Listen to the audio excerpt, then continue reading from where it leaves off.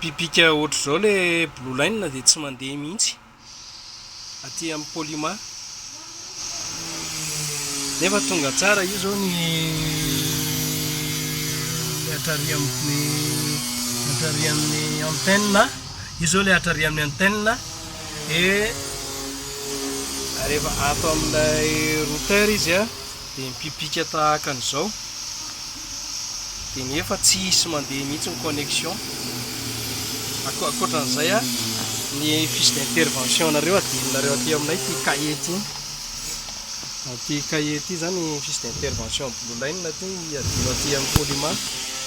dia mila somary regleregna angady lasa mitaraina foana zay dia tsy hitanay hoe ahoana ny tokony atao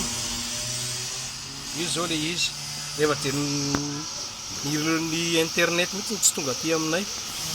misaotra betsaka.